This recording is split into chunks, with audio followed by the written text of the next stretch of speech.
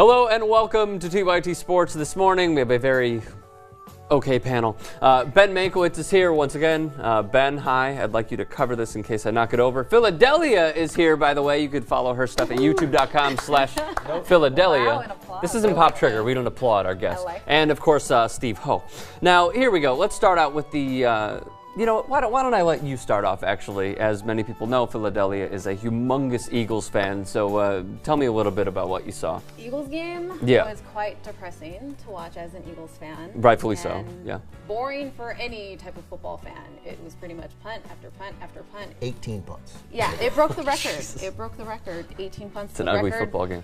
Was 17 back in 1933 for the most combined punts. In an Eagles game or in any NFL? In any NFL game. Is that right? Yeah. Wow. So the Eagles are good at breaking Good records. statistic, no? They're good at breaking records, but in a bad way this season. Sure. So they also recorded a new franchise record for 9 consecutive home losses. Mm-hmm. And I think now is the time that, Rick, you should play a clip from Cenk last week about how it's the Eagles. This is what we've learned. The NFC East belongs to the Eagles, he said with great assurance last week. Yeah. The Cowboys are done, the Eagles rise to the top, just because Cenk is always the basis of one week that impressed him. Well, and he made that for call. Cenk's reference, can we just pull up the graphic of the NFC East very quickly? And how bad did Nick Foles look? I mean, we talk about how bad he was, but seeing he it looked firsthand. horrible, especially coming off of that win versus Tampa Bay where he was But accurate. it was Tampa Bay. Yeah, but Tampa Bay has I'd say a good defense They had compared one, to the but Cowboys. They also have a dumb coach, so That's throw that okay, into the coaching, equation as all well. right. Just real quick, Tampa Bay's defense, because I had them in fantasy league. Yes. It's been a bottoming out for some reason. They're great earlier against the Saints, against the Patriots. Other Patriots, shaky offense. But they've been horrendous the last 2 weeks. We are in Southern California.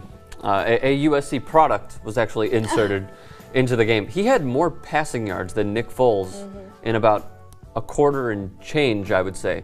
But he also threw, you could say, 4 interceptions. One of them was called back, but he threw 3 interceptions. So, I mean, is it now, could you say, not necessarily a lost season, but what exactly should we expect from the Eagles now in 2013? I wouldn't say it's a lost season. I think there's still one game out of the division. The October Cowboys versus the December Cowboys are a lot different. And we play them the final game of the season, and that could be for the division and for a playoff spot. So I think if the Eagles, they face the Giants this coming week, which the Giants are the worst team in one of the worst divisions, we have a good shot at getting that. They are? Oh, okay. Yes. All right. Just checking. The 0-6 Giants, Yeah. We're probably going to get a win tonight, by the way. No, I'm just kidding. They probably won't win. They're playing the Vikings on Monday night. Yeah. With Josh Freeman. With Josh Freeman, yeah. I think that there's I think that almost every game in that division is going to be a crapshoot. I think we should acknowledge that the Cowboys damn near beat the Broncos, then beat the Redskins solidly, beat the Eagles. The Washington solidly. football team, you mean? Right, the Washington football team. Yeah. Right now, there's no question who the best team in that division is. It's painful to say, but right now there seems little doubt. But as you say, they're only a game out, and next week Mike Vick looks like he's going to play. Yes. He's not fully healthy, but he's going to play. But does anybody here think the Giants are going to go 0-16? No, they're going to win some games. They'll figure it out. So are you guys? Well, they'll beat the Eagles at home. I mean, that's obviously the solution. 10 consecutive losses. But that wouldn't surprise me in any way if the Giants get a little bit healthy and the Eagles with an injured Mike Vick next week. If the Giants reel off a couple of wins and they're standing here at 3-6, and then they're talking about, hey, we're only 2 games out of first place. Season's not over. I mean, the Redskins, Washington somehow beat the Bears last night without. I mean, there was a reason. They should have beat him easier. The fact is, losing Cutler didn't seem to make any difference. The Bears still scored whenever they needed to score. They put up 41 points with a backup. Washington should feel like, hey, we're 2-4, we're right there in it, but they can't stop anybody. Now, since you're transitioning right now into that. By the way, Nick Foles, 11 of 29 for 80 yards.